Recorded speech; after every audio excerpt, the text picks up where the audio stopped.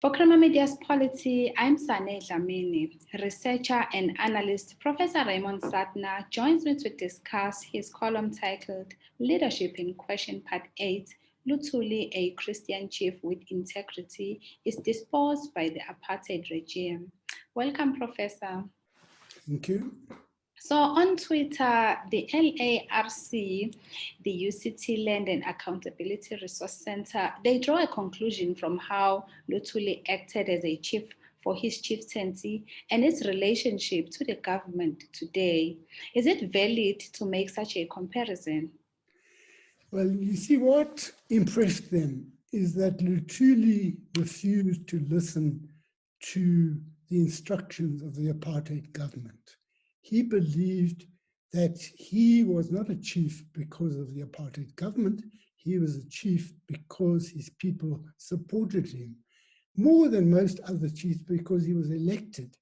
And they said to him, you must choose between the ANC and being a chief, especially when he got involved in the defiance campaign and he broke the law, and he refused to choose.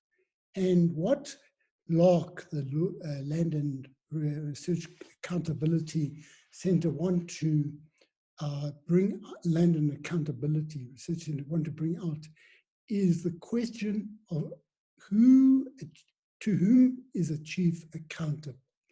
And what is happening now is that not necessarily the government forcing them to do X or Y, but they go and make deals with mining companies, a whole lot of things which affect the resources of the whole community, and then they go and chow that money.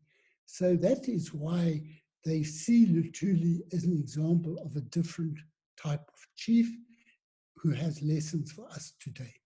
Mm. And Professor, you also say that he was not corrupt, even though there were opportunities to enrich himself as a chief.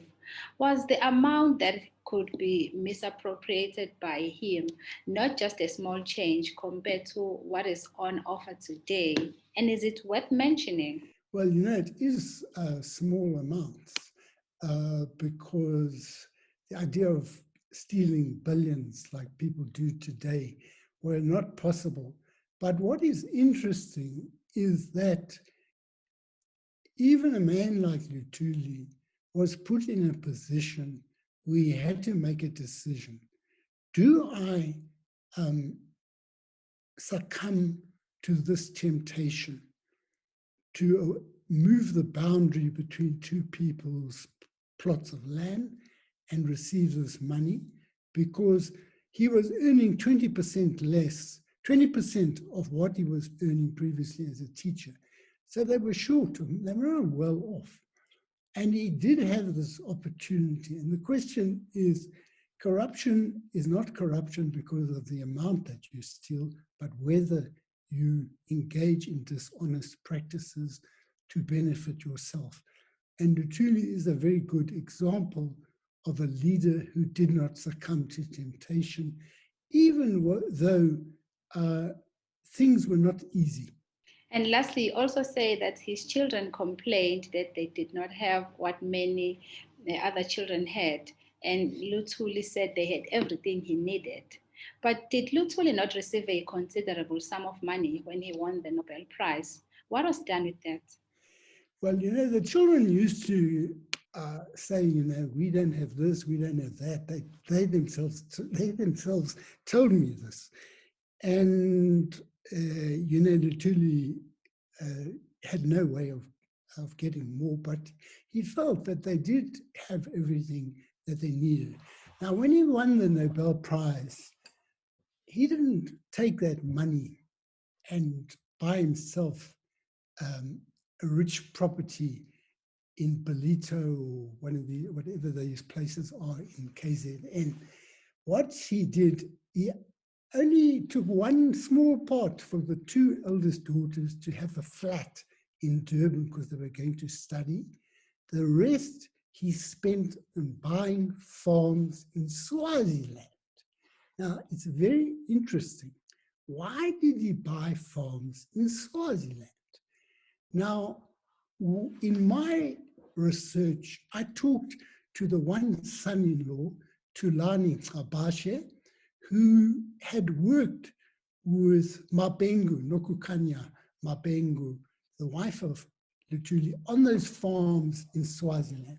And he confirmed that they were used by ANC, that they were used by comrades who had left the country or who were going to infiltrate back. It's not clear to what extent it was used by MK, but it seems to support the idea that Luthuli did support A, the underground struggle of ANC, but B, what do you buy farms in Swaziland for? And it's not clear to what extent it was used, because quite a lot of the produce from the farms used to be brought back by Mabengu to Gratful. So it may not have been a big factor, but he didn't spend that money on himself or on his family, except for the small flat. I think it's quite a lot of money.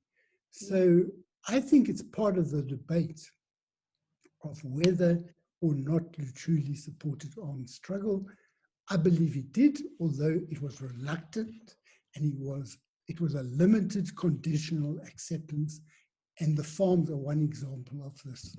That was Professor Raymond Suttner speaking to Crema Media's Polity about his column titled Leadership in Question Part 8, Luthuli, a Christian chief with integrity, is disposed by the apartheid regime.